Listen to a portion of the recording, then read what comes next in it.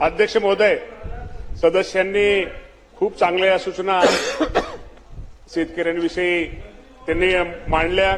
खरं तर आपल्याला अध्यक्ष महोदय आपल्याला माहिती आहे की राज्यामध्ये पीएम किसान सन्मान योजना ही केंद्राची आणि राज्याची नमो शेतकरी महान निधी योजना ह्या दोन योजना ह्या शेतकऱ्यांसाठी आहेत आणि त्याप्रमाणे आज आपण जर विचार केला तर केंद्राकडून साधारणतः माझ्या शेतकऱ्यांसाठी आतापर्यंत 21 हे शेतकऱ्यांना हप्ते दिले गेलेत.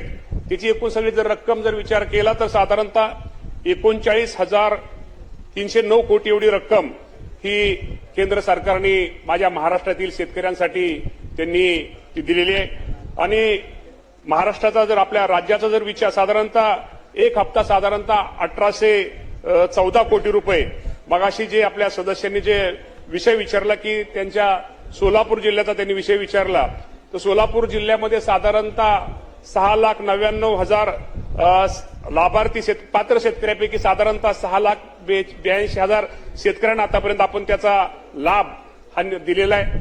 त्यामुळे त्यांचा जो प्रश्न आहे की ही जी योजना आहे केंद्र सरकारची, ह्या केंद्र सरकारच्या योजना ही साधारणतः त्याचा कट ऑफ डेट ही पूर्वीच्या वेळेस केंद्राने योजना जी आपण केंद्राने ते राज्याने त्याप्रमाणे राबवली साधारणतः 1 फेब्रुवारी 2019 की त्याच्या अगोदर असणाऱ्या शेतकऱ्यांसाठी 1 फेब्रुवारी 2019 नंतर जर कुणी नवीन शेती घेतली तर तो लाभार्थी तो शेतकरी यामध्ये पात्र ठरत नाही.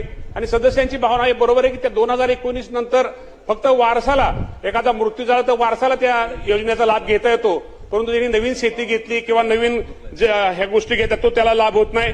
त्या बाबतीमध्ये आम्ही निश्चित प्रकारे केंद्र सरकारकडे आम्ही प्रस्ताव दाखल केलेला आहे. आम्ही वारंवार त्यांनी विनंती पत्र दिलेली आहेत. मी स्वतः कृषी मंत्री झाल्यानंतर माझ्या अगोदर मला वाटतं कोकाटे साहेब असतील किंवा हे असतील, आम्ही दोघांनी मी सुद्धा पत्र साधारणतः जानेवारी महिन्यामध्ये पत्र हे केंद्र सरकार दिले. कारण आता हे निकषामध्ये आता बदल करणं गरजेचं आहे. कारण काय 1 फेब्रुवारी 2019 नंतर त्यानंतर अनेक शेतकऱ्यांनी नवीन जमीन घेतलेली जे गरीब शेतकरी त्यांना हा योजनेचा लाभ मिळाला पाहिजे. या बाबतीमध्ये केंद्राकडे आमचा सगळ्यांचा पाठपुरावा चालू आहे. आणि सोलापूर जिल्ह्यामध्ये सुद्धा जे काय अपात्र त्यांनी जे सांगितलं की काय शेतकरी पात्र शेतकरी आहेत, परंतु पात्र शेतकरी असले तर निश्चित प्रकारे त्यांना जास्तीत जास्त या योजनेचा लाभ हा राज्याची योजना असू द्या किंवा केंद्राची योजना असू द्या हा शेतकऱ्यांना लाभ दिला जाईल. जर आपण राज्याचा जर विचार केला तर साधारणतः राज्याने सुद्धा 7 आतापर्यंत शेतकऱ्यांना हप्ते दिलेले आहेत. साधारणतः 13,000 कोटी रुपये हे राज्य सरकारच्या माध्यमातून दिले आहेत. केंद्र सरकारच्या माध्यमातून 39,000 कोटी रुपये हे माझ्या शेतकरी बांधवांना दिलेत. त्यामुळे हे सरकार हे निश्चित प्रकारे शेतकऱ्यांवरती हे करणार आहे. त्यामुळे निश्चित प्रकारे सदस्यांच्या ज्या भावना आहेत, त्यांचे जे काही प्रश्न आहेत, त्यांचे जे त्या बाबतीमध्ये निश्चित प्रकारे नोंद घेऊन त्यांच्यासमोर त्यांची एकत्र बैठक घेऊन या बाबतीमध्ये निश्चित प्रकारे निर्णय घेतला जाईल.